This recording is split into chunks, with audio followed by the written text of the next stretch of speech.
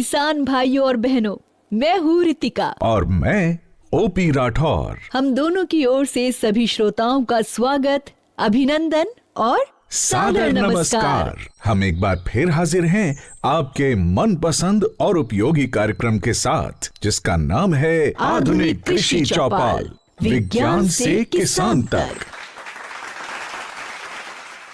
ये विशेष कार्यक्रम हम आपकी नजर कर रहे हैं भारत सरकार के कृषि एवं किसान कल्याण मंत्रालय के सौजन्य से। किसान भाइयों और बहनों, इस कार्यक्रम में हम आप तक पहुंचाते हैं नई वैज्ञानिक जानकारियां और ऐसे उपाय जिन्हें अपनाकर आप अपने और अपने परिवार की आमदनी बढ़ा सकते हैं और एक समृद्ध तथा खुशहाल जीवन की ओर कदम बढ़ा सकते हैं।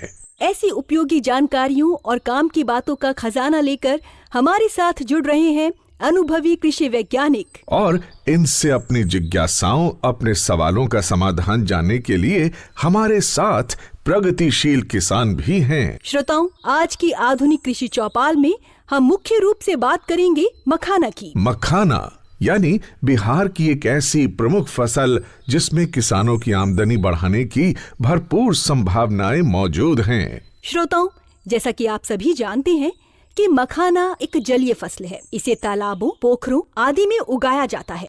इसके कटीले बीजों की प्रोसेसिंग यानी प्रसंस्करण से तैयार होता है मखाना यानी लावा, जिसे हम सब बड़े चाव से खाते हैं। पोषण में भरपूर होने के कारण इसे आजकल सुपर फूड भी कहा जाता है। इसलिए घरेलू और वैश्विक बाजारों में मखाना की मांग लगातार बढ़ती जा रही है। इस अवसर का आर्थिक लाभ किसानों तक पहुंचाने के लिए भारत सरकार ने बिहार में मखाना बोर्ड गठित करने का फैसला लिया है। इसके जरिए मखाना का उत्पादन, प्रोसेसिंग और इसके उत्पादों के निर्माण को बढ़ावा दिया जाएगा।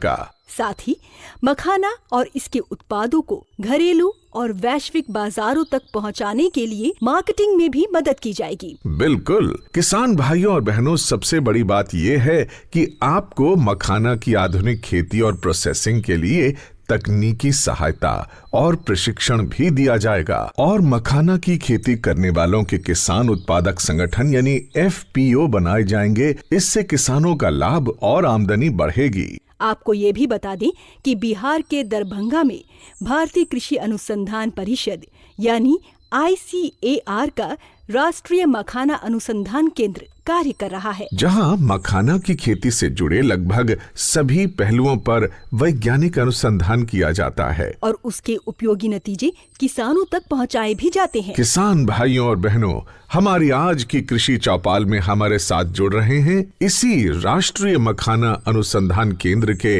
अनेक वैज्ञानिक, जो हमें मखाना की खेती से जुड़े अनेक तकनीकी पहलुओं पर उपयोगी जानकारी देंगे। तो सबसे पहले बात करते हैं इसी केंद्र के वरिष्ठ वैज्ञानिक डॉक्टर मनोज कुमार से।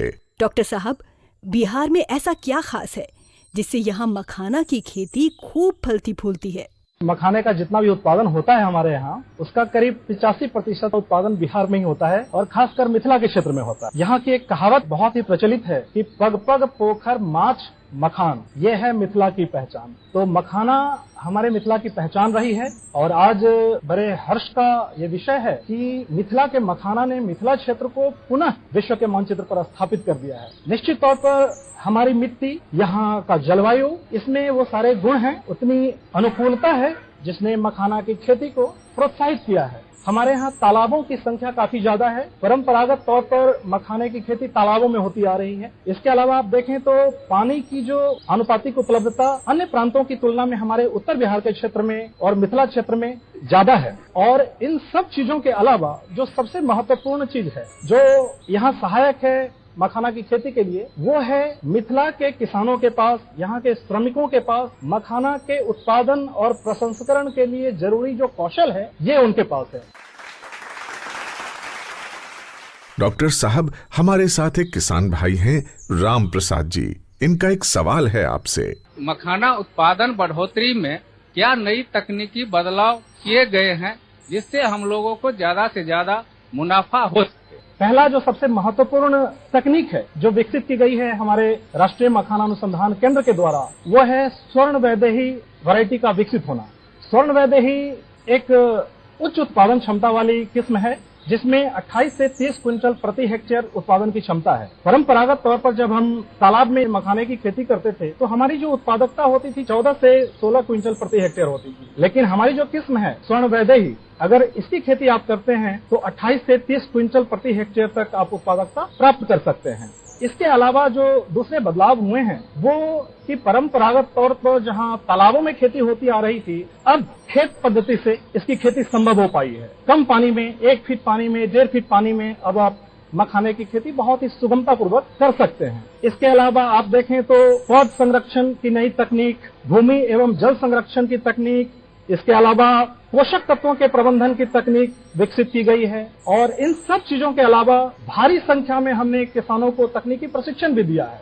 आप देखें तो पिछले 5 साल में 3000 से ज्यादा किसानों को हमने प्रशिक्षित किया है मखाना की खेती के लिए, मखाना के प्रसंस्करण के लिए और बाकी जो जरूरी तकनीकी सहयोग है वो हमने उनको प्रदान किया है। इन सबों के मद्देनजर हाल के समय में मखाना की खेती का तेजी से विस्तार हुआ है और साथ ही साथ आप जैसे जो अन्य किसान हैं मखाने की खेती में संलग्न हैं, उनकी आमदनी में भी आशातीत बढ़ोतरी हुई है। हमारे साथ हैं एक किसान, इनका भी एक सवाल है। सर, मेरा सवाल है कि मखाना उत्पादन बढ़ाने के लिए किन उन्नत किस्मों को चुन सकते हैं? इस अहम सवाल का जवाब लेते हैं डॉक्टर BR जेना जी से, जो राष्ट्रीय मखाना अनुसंधान केंद्र के वरिष्ठ वैज्ञानिक हैं। स्वर्णवैदेही जो मखाना का पहले वैरायटी है वो हमारे research centre, national research centre for makhana से 2006 में निकाला गया है। वो वैरायटी अच्छा वैरायटी है।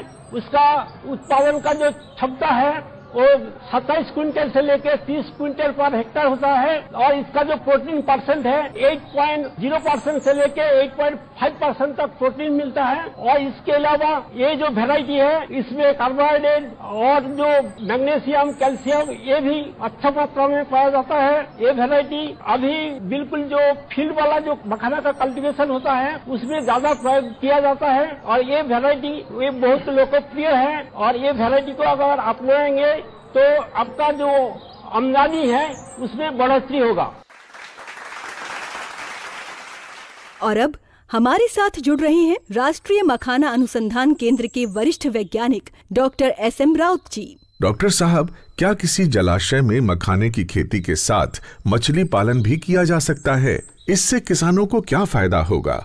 लगभग बिहार में 8 लाख हेक्टेयर इतना एरिया वाटर लॉक कंडीशन में है और अभी तक हम लोगों ने 1 लाख हमारा कल्टीवेशन एरिया भी हम लोगों ने अचीव नहीं किया है। तो हमारे पास एकदम ह्यूज पोटेंशियल है कि हम उसमें मखाना भी कल्टीवेशन कर सकते हैं, मछली पालन भी कर सकते हैं और दोनों का भी समेकित खेती भी कर सकते हैं। इंटीग्रेटेड एक्वाकल्चर सिस्टम में देखा जाए तो गहराई के अनुसार हम मछली पालन कर सकते हैं और मछलियों का भी चयन कर सकते हैं, जैसे कि खेती पद्धति हो गई, तालाब पद्धति हो गई। बहुत सारे किसान जो है वो चोर में करते हैं, मौन में करते हैं, जिसकी गहराई लगभग 1 मीटर से लेकर 1.5 मीटर तक है। कुछ मछलियों की वैरायटी है कार्प कल्चर, जैसे रोहू हो गया, कटला हो गया, मिर्गल हो गया। इन वैरायटी का हम यूज कर सकते हैं मखाना के साथ। और कम जो गहराई वाली खेती पद्धति है मखाना की, वहाँ हम सिंगी है, मागुर है, ये वाली मछलियाँ हम ले सकते हैं।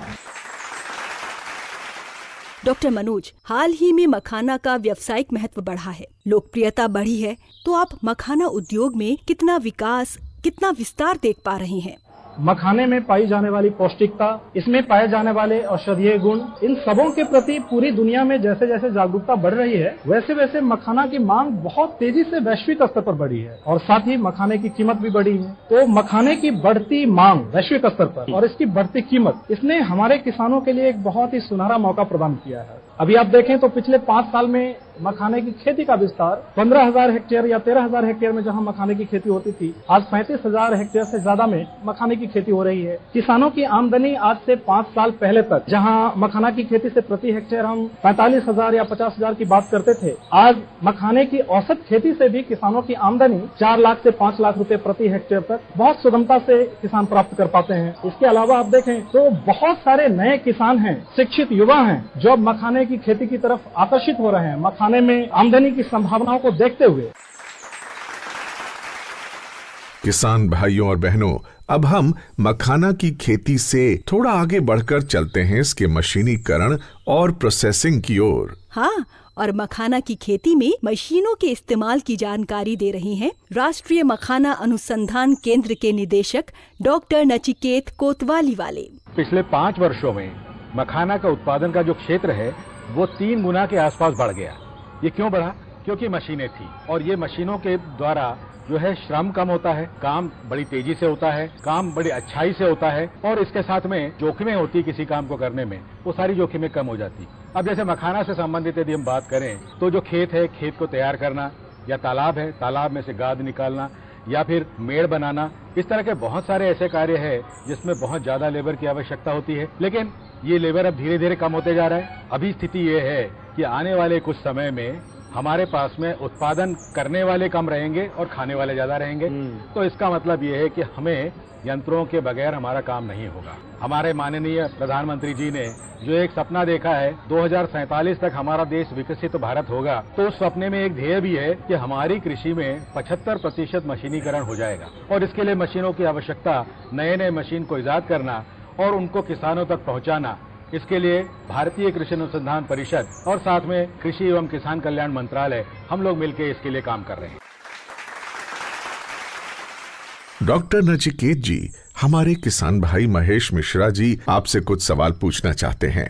मखाना निकालने के बाद लावा बनाने के लिए कौन कौन सी विभिन्न प्रक्रिया की जाती है, और दूसरा क्वेश्चन है कि मशीन को उपयोग करके मखाना लावा बनाने से क्या फायदा होते हैं? मखाना अनुसंधान संस्थान 2023 से पुनर्जागृत हुआ है, तो हमारा इसमें मुख्य कार्य यही है कि हम मखाना की प्रोसेसिंग से संबंधित यंत्रों को लेके आए। जैसा आपको पता होगा, जो परंपरागत खेती होती है उस खेती में और जो प्रोसेसिंग होती है उस प्रोसेसिंग में बहुत ज्यादा श्रम लगता है। अलग अलग कड़ाही और साथ में बहुत सारे औजारों का उपयोग करके धूल और धुएं में बैठकर किसान ये काम करते हैं और जिसमें मखाना की जो गुणवत्ता है वो भी शायद निश्चित नहीं हो पाती है। तो जब आप मशीनों का उपयोग करते हैं तो मशीनों का उपयोग कहाँ कहाँ कर सकते हैं? मशीनों का उपयोग आप कर सकते हैं मखाने की धुलाई में, सुखाने में, उसके बाद ग्रेडिंग में, ग्रेडिंग करने के बाद में उसकी जो प्राथमिक रोस्टिंग की जाती है, प्राइमरी रोस्टिंग करते हैं उसमें, उसके बाद रोस्टिंग और पॉपिंग करते हैं जिसमें मखाना फोड़ के लावा बनाया जाता है उसमें, फिर जो लावा बन गया उस लावा को जो ग्रेडिंग की जाती है इसमें, और पैकिंग में। तो ये सारे कार्यों के लिए हमारे पास में मशीनें उपलब्ध हैं और 2023 से जब से ये राष्ट्रीय मखाना अनुसंधान संस्थान फिर से कार्यशील हुआ है तो तब से हम लोगों ने यहाँ पर एक पूरा प्रोटोटाइप प्लांट है जिसमें ये सारे यंत्र लगे हुए हैं।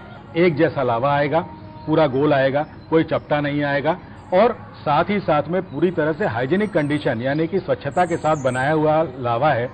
तो जो एक्सपोर्ट करना चाहते हैं जो लोग, उनके लिए भी ये बहुत आवश्यक हो जाएगा कि पूरा मशीनीकरण करें जिससे कि कंटामिनेशन किसी तरह का ना हो। किसान भाइयों और बहनों, जैसा आप जानते हैं मखाना की खेती में तालाब की तैयारी बहुत महत्वपूर्ण है। इसमें मेहनत भी बहुत लगती है। तो क्या इसके लिए भी मशीनें मौजूद हैं? ये काम की बात बता रहे हैं राष्ट्रीय मखाना अनुसंधान केंद्र के वैज्ञानिक डॉक्टर सूर्यकांत कराटे। सबसे पहले बात किया जाए तो खेत की तैयारी करनी है तो मिट्टी की अच्छी तरह से तैयारी करनी पड़ेगी।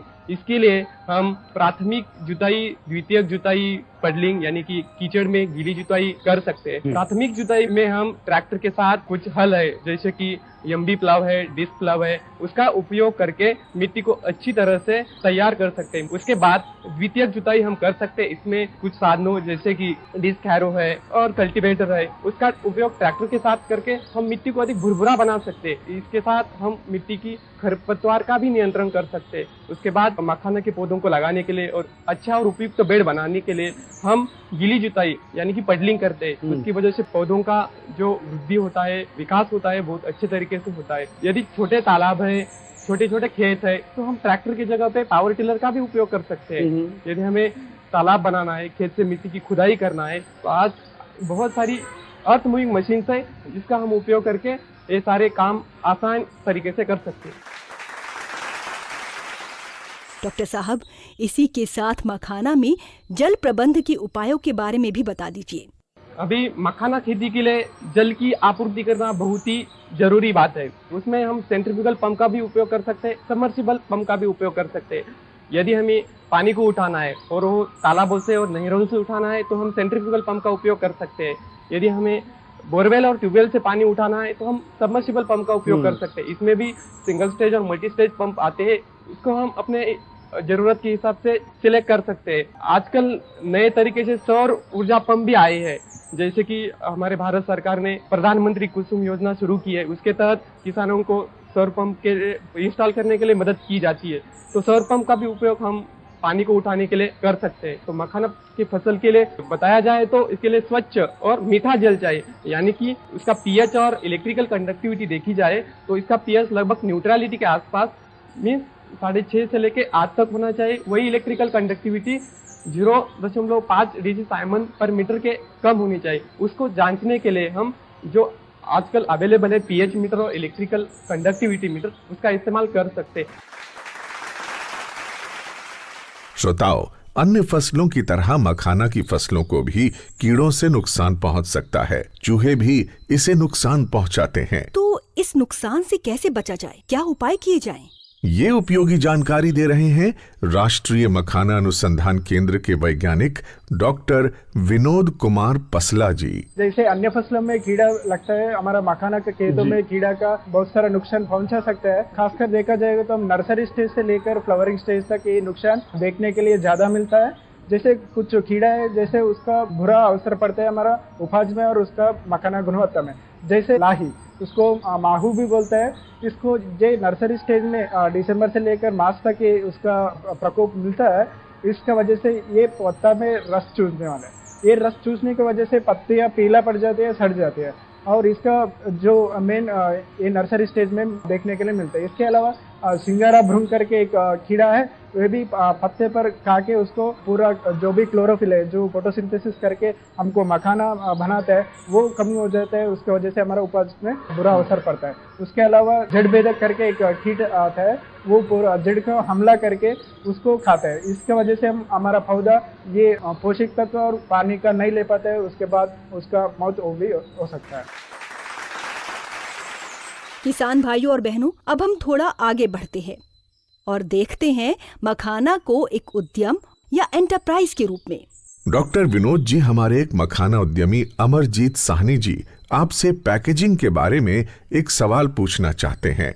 मखाना पॉप के लंबे समय तक भंडारण के लिए किस प्रकार की पैकेजिंग अच्छा रहेगा? जो पैकेजिंग मटेरियल जैसे होना चाहिए, जैसे मल्टी लेयर लैमिनेटेड पाउच। इसमें क्या होता है, डिफरेंट लेयर्स ऑफ पाउच होता है। ऊपर का हिस्सा पॉलीथिलीन का बना हुआ होता है, अंदर का एल्यूमिनियम फॉइल जैसे होता है, जिसका वजह से वो नमी नियंत्रित होता है और उसका कीड़ा की अटैक भी रोक सकता है। इसके वजह से हम लंबे समय तक स्टोर कर सकते हैं। इसके अलावा एक वैक्यूम सील है। वैक्यूम सील मतलब उसका पैकेट के अंदर से पूरा हवा निकल के हम मखाना स्टोर करते तो हम लंबा समय तक स्टोर कर सकते हैं। इसके अलावा जो एडिशनल प्रोटेक्शन के लिए सिलिका जेल पैकेट और ऑक्सीजन अब्जॉर्बेंट जो प्राणवायु है वो पैकेट में डालेगा तो उसका पूरा प्राणवायु ऑब्जर्व कर लेगा। जब कीड़ा को प्राणवायु न मिलेगा वो उधर ही मर जाएगा, क्योंकि उसका लंबे समय तक हम भंडारण कर सकते हैं। श्रोताओं, आपने सुना होगा कि मखाना के मूल्यवर्धन या वैल्यू एडिशन में इसकी बाजार कीमत बढ़ जाती है, उद्यमियों का लाभ भी बढ़ जाता है। तो क्या है ये वैल्यू एडिशन? इस सवाल का जवाब दे रहे हैं राष्ट्रीय मखाना अनुसंधान केंद्र के प्रधान वैज्ञानिक डॉक्टर राजेश कुमार।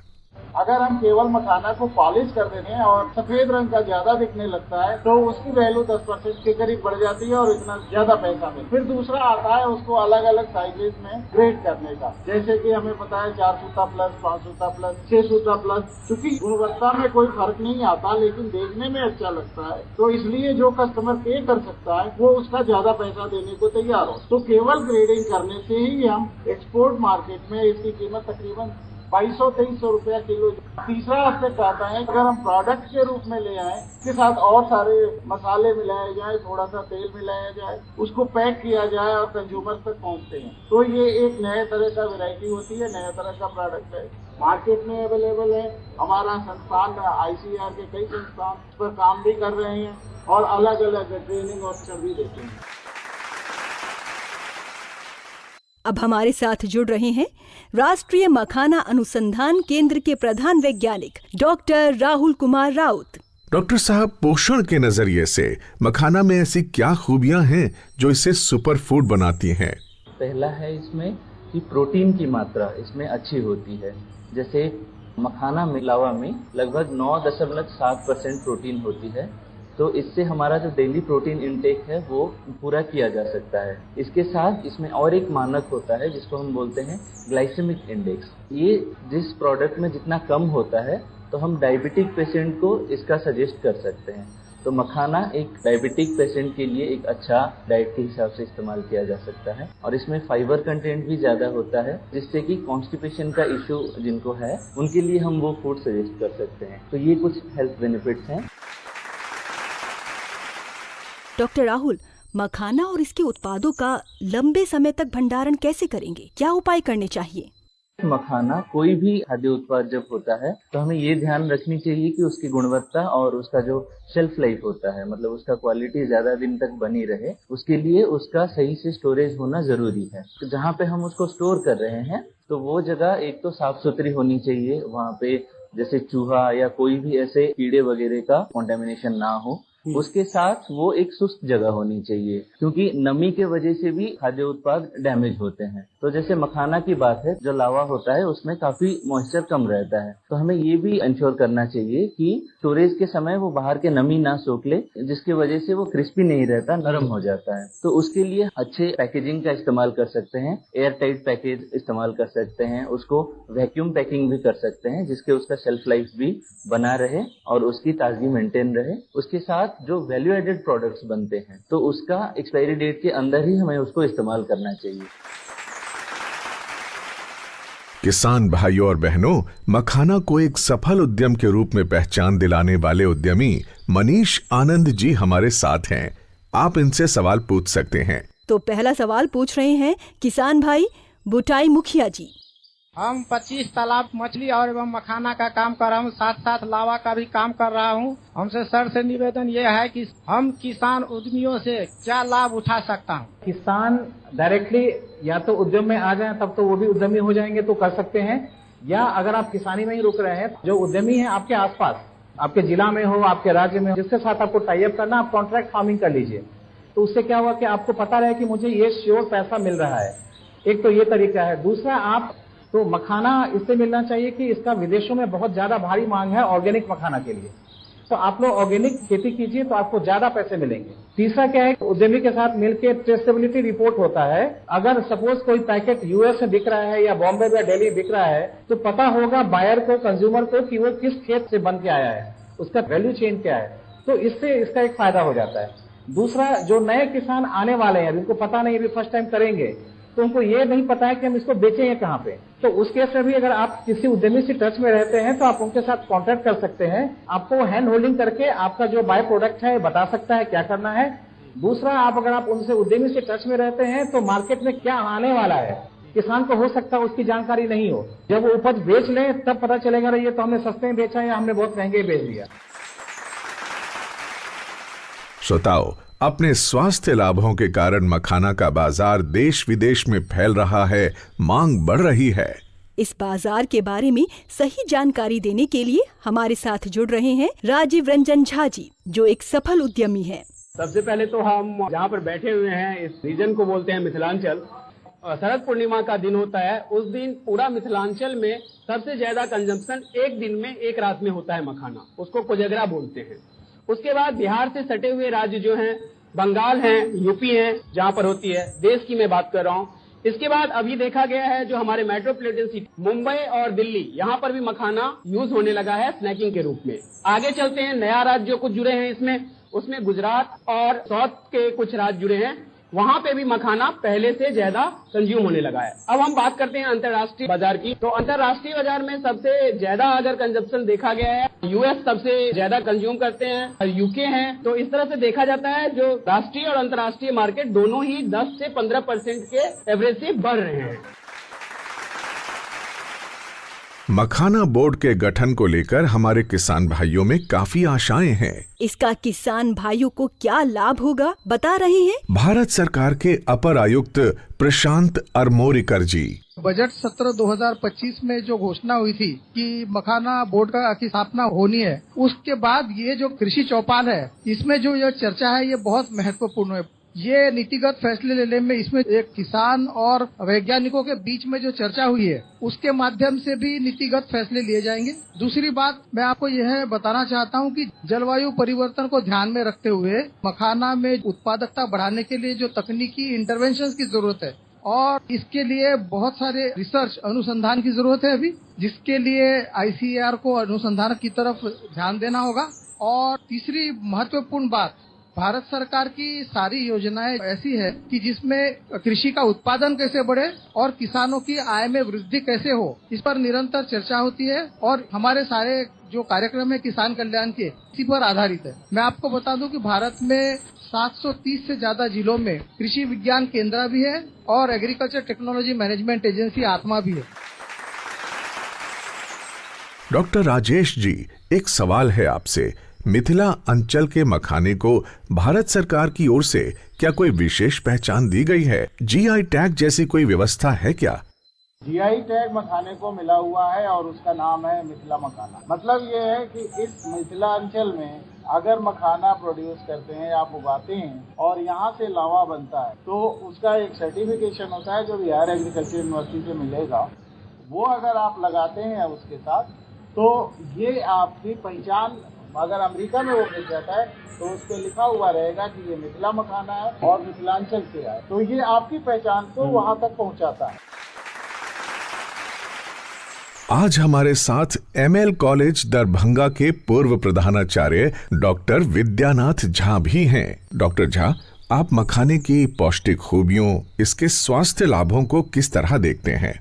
इसमें जो प्रोटीन है करीब 10% के आसपास होता है और लोगों ने भी कहा है, लेकिन इसकी जो गुणवत्ता है, जैसे मैं कहता हूँ कि हम चावल के साथ दाल मिला के खाते हैं, सब्जी मिला के खाते, केवल चावल खा के जिंदा नहीं रह सकते, केवल दाल खा के जिंदा नहीं रह सकते, हमें मिला के खाना पड़ता है बैलेंस्ड फूड के लिए। और भी चीजें जो जरूरी है भोजन में सब खाना पड़ता है। वो इसलिए है कि प्रोटीन बना हुआ होता है अमीनो अम्लों से। जैसे हमारा घर बना हुआ होता है ईंटों से, उसी तरह से प्रोटीन बना हुआ होता है अमीनो अम्लों से। और कुछ अमीनो अम्ल ऐसे होते हैं जो कि हमारा शरीर नहीं बनाता है, वो किसी भोज्य पदार्थ में कितनी उसकी मात्रा है उससे उसका मूल्य आंका जाता है। तो मखाने में आवश्यक अमीनो अम्लों का अनुपात है वो 90 के आसपास है, जो कि इसको मछली, मांस, अंडा के समकक्ष बनाता है। एंटी डायबिटिक कंपाउंड अभी हाल में HbAC, हाइड्रोक्सी बेतुलिनिक एसिड, बीटा कैप्राइलेट, ये कंपाउंड आइडेंटिफाई कर दिया गया है। तो ये डायबिटीज में है, हृदय रोगों में गुणकारी है। तो हम इसको सोयाबीन की तरह न्यूट्रास्यूटिकल बोलते हैं। केवल न्यूट्रास्यूटिकल मतलब खाद्य औषधि है, खाद्य भी है और औषधि भी है।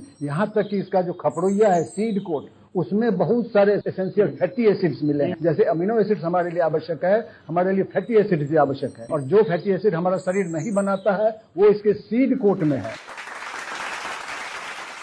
किसान भाइयों और बहनों, मखाना पर हुई इस रोचक और उपयोगी चर्चा में बात करते करते समय का पता ही नहीं चला। हाँ बिल्कुल। और अब हम आ पहुँचे हैं आधुनिक कृषि चौपाल के आखिरी पड़ाव यानी समापन की ओर। आशा करते हैं कि हमारे किसान भाई वैज्ञानिकों द्वारा दी गई उपयोगी जानकारियों का लाभ उठाएंगे, नए उपायों को अपनाएंगे और अपनी आमदनी बढ़ाकर समृद्धि की ओर अग्रसर होंगे। आधुनिक कृषि चौपाल से जुड़कर किसान भाइयों को बहुमूल्य सलाह देने के लिए हम सभी वैज्ञानिकों के प्रति आभार प्रकट करते हैं। और हम धन्यवाद देते हैं उन मखाना उद्यमियों को भी जिन्होंने किसानों को सफल उद्यमिता के गुर बताए। साथ ही आधुनिक कृषि चौपाल से जुड़ने वाले सभी किसान भाइयों बहनों और श्रोताओं के भी हम आभारी हैं। श्रोताओं, इस विशेष कार्यक्रम को और अधिक रोचक और उपयोगी बनाने के लिए हमें आपके सुझावों और मार्गदर्शन की जरूरत है। कृपया ईमेल भेजकर